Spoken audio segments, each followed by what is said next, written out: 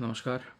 आज का डिस्कशन का टॉपिक है इमिग्रेशन और आपका H1B वीज़ा, जो कि अमेरिका ने लॉन्च किया था काफ़ी टाइम पहले, बहुत टाइम पहले ही, जो कि फॉरेन वर्कर्स को इनविटेशन है, जो कि वो उनकी अमेरिकन कंपनीज़ में काम करने आए अपनी देश छोड़ के, और उनकी इकोनॉमी में को बूस्ट अप करें, कंट्रीब्यूट करें इकोनॉमी में, अपने टैक्स भरें टाइम पे, वो सारी चीज़ें। अभी जो ऑपरेशन फायरवॉल लॉन्च किया है ट्रंप ने और उसको साइन कर दिया उसको कि जो भी H1B वीज़ा होल्डर्स हैं, जो फॉरेन वर्कर्स हैं, उनके लिए एक तरीके से एक अच्छी खबर तो नहीं है, मैं तो ये बोलूँगा। अब क्यों नहीं है, उसके पीछे रीज़न ये है।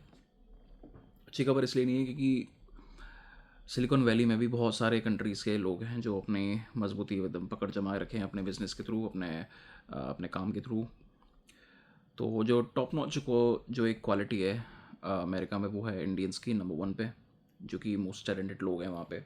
वो लोग चला रहे हैं भारत को, उनका सबसे बड़ा कंट्रीब्यूशन है अमेरिका में। फिर बाद में कंट्रीज़ आती हैं, फिर आपका जो भी है, फिर जापान, चाइना, फिर यूके, फिर फ्रांस, फिर बाद की कंट्रीज़ हैं। तो ये इंडियंस पे भी इफेक्ट करेगा। इंडियंस में किस तरीके से इफेक्ट करेगा, वो ये है कि जैसे कि आप अपना देश छोड़ के जाते हो, अपना घर छोड़ के जाते हो, विच इज़ फाइन। अगर आपको लगता है कि आपको करियर बाहर है आपका, अच्छा,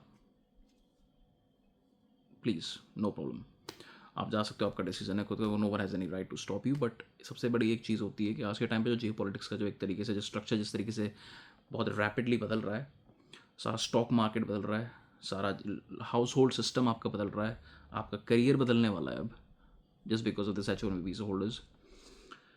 तो जितने भी उस H1B वीज़ा होल्डर्स पे हैं, जैसे कि रिसेंटली माइक्रोसॉफ्ट ने अभी एक सारे अपने H1B वीज़ा होल्डर्स के लिए एक मैसेज सेंड किया है पूरे कंपनी के बिहाफ पे, एक ईमेल कि you have to come within 24 hours, it's a deadline. इस डेडलाइन से पहले आपको ये अमेरिका में होना चाहिए, क्योंकि जिस तरीके से चेंजेस होने वाले हैं उस वीज़ा पे, और वो एक बहुत बड़ा इम्पैक्ट खड़ा करेगा फॉरेन वर्कर्स के लिए। तो ट्रंप ने 3 स्ट्रक्चर में इसको डिवाइड किया। जैसे कि जो कंपनीज जो बाहर से फॉरेन वर्कर्स को इन्वाइट करती हैं, तो उसमें आपको उन कंपनीज़ को पे करना पड़ेगा, ट्रंप एडमिनिस्ट्रेशन को, एक सर्टेन चार्ज, सर्टेन फीस, क्योंकि वो लोग अमेरिका जो है, जो ट्रंप एडमिनिस्ट्रेशन है, जो ट्रंप है, वो चाहता है कि सब कुछ मेड इन अमेरिका हो। हमारी अमेरिकन कंपनीज़ में ऑलमोस्ट 70% 75% लोग फॉरेन वर्कर्स हैं, ये जो कि रियलिटी है एक अमेरिका में, जो कि एक ऑलमोस्ट हर एवरी अदर कंट्री की यही कहानी है एक्सेप्ट इंडिया। तो वो ये चाहते हैं कि सब कुछ अमेरिका में हो। ट्रम्प चाहता है कि उसकी जो पहनी हुई टोपी है मागा की, मेक अमेरिका ग्रेट अगेन, वो भी उसमें मेड इन अमेरिका लिखा हो, पर उस पर लिखा हो, पीछे जो वाइट स्लिप होती है उसमें लिखा होता है मेड इन चाइना। वो चाहता है टोपी उसकी हो, उसके कंट्री की हो। वो चाहता है गाड़ियाँ उसके घर में बने, उसके कंट्री में बने। वो चाहता है वॉशिंग मशीन, उसको चाहता है जूते, चप्पल, कॉपी, किताब, सब कुछ उसके मेड अमेरिका में हो, जो कि पॉसिबल है, बट इतना नहीं हो पाएगा तो जल्दी। इट विल टेक डेकेड्स उस चीज़ को इस्टेब्लिश करने में, क्योंकि अमेरिका ने सब कुछ अपना वियतनाम, चाइना, अलग अलग कंट्रीज़ में मैन्युफैक्चरिंग यूनिट्स खोल रखी हैं, क्योंकि अमेरिका में कुछ नहीं बनता, सिर्फ कंपनी है नाम की अमेरिका में। किसी ने खोला अमेरिका में company, for example Apple. Apple का सबसे बड़ा जो हब है वो है भारत में। सबसे ज़्यादा आईफोन्स भारत और चाइना में बनते हैं, और अभी फ़िलहाल का जो आईफोन रिसेंटली लॉन्च हुआ है वो भी इंडिया में, मेड इन इंडिया है। तो वो चाहता है कि सारी चीज़ें मेड इन अमेरिका हो। पॉजिटिव थिंकिंग है, अच्छी चीज़ है, बट जिस तरीके से वो खेल रहा है इस तरीके से वो पॉसिबल नहीं हो सकती हैं, ना ही 10 सालों में, ना ही 20 सालों में। ये इस चीज़ को टाइम लगेगा कम से कम, नहीं तो 30 से 40 साल पूरा इस्टेब्लिश करने में सिस्टम को, क्योंकि स्टार्टिंग से अमेरिका कुछ नहीं बनाता है। अब अचानक से 9-10 महीने के तुम्हारे टेन्योर में तुम चाहते हो कि सब कुछ मेड इन अमेरिका हो जाए 1 साल के अंदर, रात रात के अंदर, जो कि पॉसिबल नहीं है। अब जो H1B वीज़ा होल्डर्स को जो अफेक्ट करने वाला है इन चीज़ों में, वो ये है कि जो 3 जिसने अपना एक कार्ड एक अपना लॉन्च किया है, जिसमें अपनी फ़ोटो लगा रखी है इसने बोला है जो कंपनीज बुलाती हैं जो फॉरेन वर्कर्स को हमारी कंट्री में, अमेरिकन कंपनीज़ में काम करने के लिए, उन कंपनीज़ को 3 स्ट्रक्चर दिया गया है कार्ड के द्वारा। एक कार्ड का नाम है आपका ट्रम्प गोल्ड कार्ड, फिर है ट्रम्प प्लेटिनम कार्ड, फिर है आपका ट्रम्प कॉर्पोरेट गोल्ड कार्ड। तो इन चीज़ों के थ्रू, एक है इंडिविजुअल्स के लिए, एक है जो वो कंपनीज जो कॉर्पोरेट में इनवाइट करती हैं फॉरेन वर्कर्स को, और दूसरा है आपका प्लेटिनम। तो तीनों की अलग अलग फ़ीस है, और हर एक फॉरेन वर्कर के लिए उस कंपनी को, ट्रम्प एडमिनिस्ट्रेशन को, एक यानी कि गवर्नमेंट ऑफ अमेरिका को पैसा पे करना पड़ेगा उस चीज़ के लिए, क्योंकि एक तरीके का फ़ाइन है। फ़ाइन मैं इसलिए बोल रहा हूँ क्योंकि एक तरीके से ये वो चाहता है इस तरीके को कि सब कुछ इंडिया में हो, वर्कर्स भी अमेरिका में, जो अमेरिकन कंपनीज़ के हैं वो अमेरिकन हो, बाहर के ना हो, और जिससे कि अमेरिका को बूस्टअप हो सके। बट ये सारी चीज़ें लाइक आई सेड कि इतनी जल्दी बहुत इम्पॉसिबल है, ठीक है। और ये भी इसका जो है सो कॉल्ड ट्रम्प कार्ड, ये भी क्रैश करेगा आने वाले कुछ ही दिनों में। It's also not gonna work out. अब ये सारी चीज़ें, अब जैसे कि माइक्रोसॉफ्ट ने बोला कि सभी वापस आओ जो भी एच वन वीज़ा वाले हैं जो बाहर गए हुए हैं अमेरिका से बाहर, जिससे कि ये सारी चीज़ों को कैटर किया जा सके जल्दी से जल्दी, तो उनको ही बुलाया जा रहा है। अब सबसे बड़ी चीज़ ये है कि अब जो लोग आएंगे वो, जैसे कि कोई बंदा आता है इंडिया से अमेरिका में, तो वो बंदा एक थॉट प्रोसेस लेके आता है कि मैं अपना स्टार्ट करूँगा करियर, सारी चीज़ें, तो उसको जो एक फ़ीस भरनी पड़ती थी जो थी लगभग, अभी जो मैंने देखा तो उसमें था $1700 के हिसाब से, अब वो कर दिया उन्होंने $4500। तो एक तरीके से कोई भी चीज़ मुझे लग रहा है अमेरिका में जो चीज़ £1000 की मिल रही है वो £1500 की मिल रही है, £2000 की मिल रही है, जो वो 2500 की मिल रही है, $2500 की मिल रही है। तो बहुत सारी चीज़ें नेगेटिव इम्पैक्ट कर रही हैं अमेरिका में, but I am not sure कि उसको समझ में आ रहा है कि नहीं आ रहा ट्रम्प को। और उसके बाद में जो कंपनी बुलाएंगी उनको उस 3 स्ट्रक्चर में, गोल्ड, प्लैटिनम और कॉर्पोरेट गोल्ड कार्ड, उसमें से एक, अगर आप कॉर्पोरेट हो तो आपको वो वाली मेंबरशिप लेनी पड़ेगी उस कंपनी को, और फिर आप उस मेंबरशिप लेने के बाद में फिर आपको वो एक सर्टेन अमाउंट जो फीस है वो हर साल पे करनी पड़ेगी। वन टाइम चार्ज नहीं है, हर साल पे करना पड़ेगा। कि आप फॉरेन वर्कर्स को बुला रहे हो तो आप कॉर्पोरेट हो तो आपको corporate Trump corporate gold card चाहिए।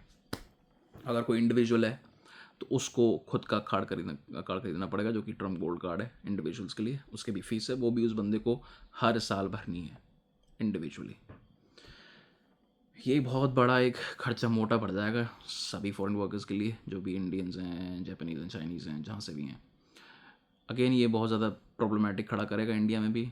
लोग अपने घर गृहस्थी को बेचेंगे, अपने बच्चों को पढ़ा लिखाने के लिए, बाहर भेजने के लिए, काम करने के लिए लोग अपनी प्रॉपर्टीज़ बेचेंगे, जिससे कि लॉस होगा एक तरीके से उनका इंडिया में। ये सारी चीज़ें ना हो। मैं ये चाहता हूँ कि इंडिया में जो एक कॉन्सेप्ट है जो मोदी साहब ने चलाए थे, जो विकसित भारत का बाय 2047, मेरे हिसाब से ये पॉसिबल हो सकता है और ये होगा एक दिन, टचवुड, होना चाहिए। क्योंकि जो जो एक, ऐसा नहीं कि टॉप नॉच इंडिया में नहीं है, वो इंडिया में हज़ारों लोग हैं जो टॉप नॉच हैं, जो कंपनीज में काम करते हैं, लाखों लोग हैं। बट जो और क्रीम निकल के जो बाहर जा रही है, आई वॉन्ट कि वो क्रीम, उसमें से मैं नहीं कह रहा कि सब लोग वापस आ जाओ यार, वो भी नहीं सकता, but at least I want at least 50% of them to be in India. और काफ़ी लोग आए भी हैं, जिससे कि वो एक विकसित भारत का हमारा कॉन्सेप्ट, हमारे देश का, वो आगे बढ़ सके और अपन लोग अचीव कर पाएँ उसको। अपन लोग जिस तरीके से अभी 4th लार्जेस्ट इकोनॉमी है, आई एम होपिंग कि 2nd लार्जेस्ट इकोनॉमी बने, फिर एक टाइम पे आके फिर फर्स्ट पे भी आए। अब इमिग्रेशन पे इस तरीके से जो एक तरीके से वॉर चलाया जा रहा है ये अमेरिका में। अब यूके पे आ जाते हैं। यूके में जिस तरीके से एक इमिग्रेशन पे जो कि चेंजेस हुए हैं अभी लास्ट 6 मंथ्स में, उस तरीके का वो चेंजेस दिखाई दे रहे हैं सब लोगों के बीच में, यहाँ पे यूके में भी और अमेरिका में भी, वहाँ पे भी। अब है क्या यूके में जैसे कि आपको 5 साल कंप्लीट कर लिया अगर आपने यूके में, तो उसके बाद में आप आईएलआर के लिए अप्लाई कर सकते हो, जो कि है इंडेफिनिट लीव टू रिमेन। अब उसको कर दिया है, जो नए एप्लीकेंट्स होंगे उनको 5 साल नहीं, उनको 10 साल का वेट करना पड़ेगा। फिर 10 साल बाद आप आईएलआर के लिए अप्लाई करो। आईएलआर होता है एक तरीके से, फिर आप रह सकते हो बिना किसी रुकावट के, आप अच्छे से काम करो अपना, किसी भी कंपनी में काम कर सकते हो, कोई दिक्कत नहीं है। जब तक रहना चाहो जब तक रह सकते हो। आईएलआर को फिर आपको फिर रिन्यू करवाना पड़ता है 5 साल के बाद में। वो रिन्यू बहुत ईजी प्रोसेस है, उसमें जो ज़्यादा पैसा नहीं लगता। बट जो 5 साल का था वो 10 साल कर दिया। अब किसी बंदे को, इंडियन लड़की को या इंडियन लड़के को किसी फॉरेन बंदे से यूके में शादी करनी है, चाहे वो जैसे अभी जो भी है उसके बाद का स्टोरी, के उसको सिर्फ पासपोर्ट के लिए शादी करनी है कि जस्ट बिकॉज मैं रेजिडेंट बन जाऊँ या बन जाऊँ यहाँ पे, पर उसके लिए भी बहुत सारे टेस्ट कर दिए इन्होंने। एक इंग्लिश टेस्ट है, फिर 3 सेक्शंस में डिवाइड कर दिया उसको, टेस्ट को भी। तो उन लोगों के लिए बहुत हार्ड किया जा रहा है। तो ये इमिग्रेशन पूरा सिस्टम यूके में भी बहुत सारा बिगड़ रखा है, बहुत ख़राब हो रखा है। तो मैं यही रिक्वेस्ट करूँगा हाथ जोड़ के सभी इंडियन से कि आप अपने करियर को प्रॉपर अच्छे से सेफ एंड सिक्योर करें। आप अमेरिका जाएँ, अमेरिका जाना चाहते हैं कोई दिक्कत नहीं है, हम यूके आना चाहते हैं यूके में जाओ कोई दिक्कत नहीं है, फ्रांस, इटली, जर्मनी, जापान, जहाँ भी। बट मैं तेरा जरूर कहूँगा कि आने वाले 10 साल अपने एक बार सोच समझ के कदम रखना, क्योंकि जो जहाँ पे आप जाओगे उसके बाद में आपको 10 साल बाद में आपको इम्पैक्ट दिखेगा। धीरे धीरे कंट्रीज़ सब अपनी उस पर सब अपने दूसरे नए नए चेंजेस पे ला रही हैं। कोई नहीं चाहता ज़्यादातर, धीरे धीरे कंट्रीज़ के सारे इनके नखरे बदल रहे हैं। ठीक है, एक टाइम पे जो ये यूके था उस टाइम पे चाहते थे कि इनकी जब वर्ल्ड वॉर के बाद में इनका पूरा चूर्ण बन गया था पूरे यूके का, तो उन्होंने बोला कि हम वेलकम करेंगे सारे फॉरेन वर्कर्स को, है ना। फिर इंडिया से लाए बहुत हज़ारों लाखों में, फिर पाकीज़ को लाए, फिर पता नहीं कहाँ के पर्शियन से लाए, फिर पता नहीं कहाँ से लोग आ रहे हैं अलग अलग कंट्री से। फिर इनका देश खड़ा किया गया यूके का। अब उसके बाद में अब ये कॉन्सेप्ट है, अब लोग अब धीरे धीरे जो कंट्रीज़ हैं जो अपने आप को कहती हैं वेल स्ट्रॉन्ग इकोनॉमीज़, जो G7 जो नाटो कंट्रीज़ हैं, अब इनकी परिस्थिति बहुत ख़राब होती जा रही है। अब इनको चाहिए कि कोई फॉरेन वर्कर्स नहीं हो। आप में से लिख के ले लो, आने वाले 10 साल के अंदर अंदर ऐसी बहुत सारी कंट्रीज़ अपने चेंजेस लाएंगी इमिग्रेशन में। अभी तो 2-3 ही लाई हैं अभी तक, अमेरिका, यूके और एक और है, तो ये 3-4 कंट्रीज़ ही ला पाएँ अभी तक। धीरे धीरे 10 सालों में 15 सालों तक ऐसा सिस्टम हो जाएगा एक वर्ल्ड का एक, कि किसी बंदे को इंडियन, जैसे फॉर एग्जांपल मैं इंडियन, तो मैं इंडिया की बात करूँगा, तो अगर किसी भी इंडियन को अगर अपना करियर परस्यू करना है एक legal way through, legal route के थ्रू, अगर वो किसी कंट्री में आना चाहता है प्रॉपर वीज़ा के थ्रू, तो उस पर भी एक लिमिटेशंस होंगी, और जो फीस भरनी पड़ेगी वो होगी बहुत बड़ी, ह्यूज अमाउंट होगा, और वो छोटे टाइम के लिए रह पाएगा। फिर उसके बाद फिर रिन्यू कराओ, यही करते जाओ, ज़िंदगी इसी में निकल जाती है, जो कि ये सच्चाई है ये। क्योंकि काफ़ी लोगों से मैंने बात करी है, उन लोगों ने अपना एक्सपीरियंस बताया है कैसे कैसे चीज़ें होती हैं, कितना पे करना पड़ता है रिन्यूअल के लिए फ़ीस, फिर दूसरे वीज़ास की फ़ीस कितनी है।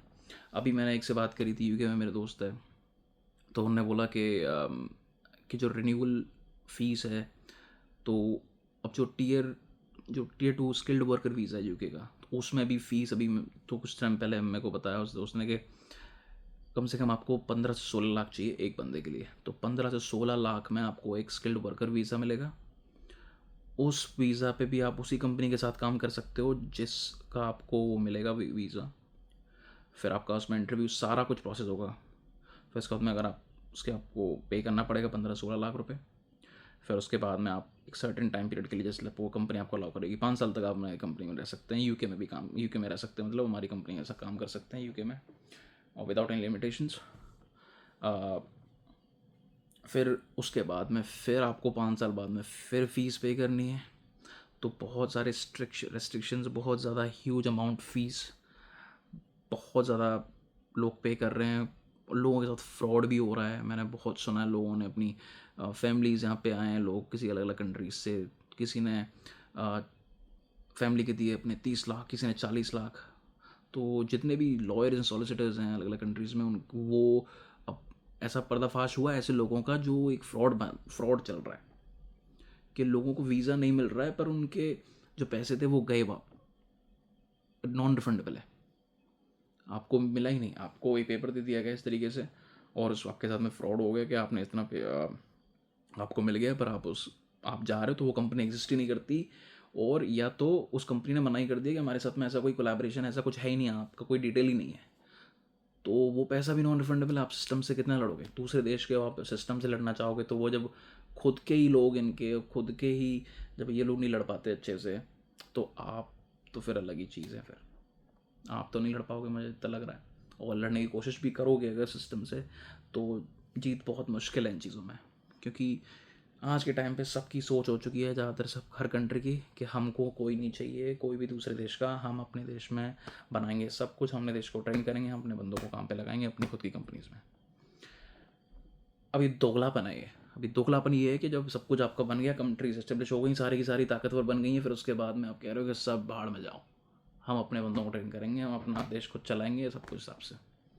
तो ठीक है, अब इसका पॉजिटिव इम्पैक्ट तो पड़ेगा नहीं कंट्रीज़ पे, सारा नेगेटिव पड़ेगा, उनकी इकोनॉमी भी क्रैश होगी आने वाले 10 सालों में, 15 सालों में बहुत ज़्यादा डिफरेंस दिखेगा, ह्यूज डिफरेंस 15 साल में 15 साल लग तो बड़ा टाइम रहा है, पर 15 साल 10 साल ऐसे निकल जाएंगे, क्योंकि जिस तरीके से जियो पॉलिटिक्स चल रही है जो इंडिया पूरे दुनिया की, कोई भी देश किसी से खुश नहीं है, कोई भी देश नहीं चाहता उसके, इवन लोग फ्रांस में कितना ज़्यादा प्रॉब्लम है इस टाइम पे, वो लोग इतने परेशान हो चुके हैं, उनका प्रेसिडेंट ने रिज़ाइन कर दिया है, पता नहीं बहुत कुछ हो रहा है। वो चीज़ें मैं टॉपिक नहीं लाना चाहता इस वीडियो में क्योंकि ये स्पेशली इमिग्रेशन से रिलेटेड है, बट बहुत सारी चीज़ें बदल रही हैं वेरी लार्ज स्केल। तो मैं यही कहूँगा कि अगर आपकी कंट्री वेल एस्टेब्लिश है या फिर डेवलपिंग स्टेज पे है, तो आई एम श्योर कि मतलब you will find something according to your skill set अपनी कंट्री में। इंडियंस के लिए मैं बोलूँगा, अपने भाई बहनों के लिए, कि बाहर भागने की जल्दी मत करो, बाद में पछताना पड़ सकता है। बहुत लोग पछता रहे हैं, हज़ारों लोगों के सुनता हूँ मैं, वीडियोस देखता हूँ लोगों के, लोग अपनी बताते हैं अपनी सारी चीज़ें। लोगों ने मेरे को इन पर्सन ही बताया खुद से कि मत जाओ। लोग अपने खेत वेत बेच के जा रहे हैं, लोग अपने घर प्रॉपर्टीज़ बेच के जा रहे हैं, पता नहीं क्या क्या। लोग अपना एक बिज़नेस बंद करके सब कुछ बाहर बनाना चाहते हैं, सब कुछ।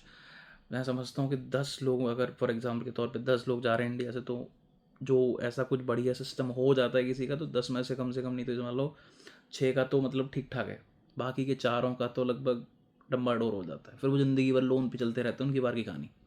फिर वो सोचते हैं कि इससे तो 10 गुना बेटर थी इंडिया में ज़िंदगी। कम से कम किसी ने मांगना तो नहीं पड़ता था किसी से, कम 2 लोग होते थे अपनी बात करने के लिए, सारा कुछ बताने के लिए, कोई रिस्ट्रिक्शन नहीं था। जब चाहो जहाँ घूमो, जब चाहो जहाँ काम करो, बिना किसी रिस्ट्रिक्शन के। तो ये सब चल रहा है। और ये था थोड़ा एक मोटा मोटा कि इमिग्रेशन में कितनी सारी भसड़ मची पड़ी है अमेरिका में और यूके में भी, और फ्रांस में भी हो रखा है सारा भसड़। धीरे धीरे और अलग अलग कंट्रीज में फैलेगा है। जैसे मैंने आपको बोला 10 साल 15 साल में आप देख लीजिएगा, मैं आपको बता रहा हूँ आज। तो बहुत बहुत धन्यवाद वीडियो पूरी एंड तक देखने का, और मिलते हैं नेक्स्ट वीडियो में। जय हो।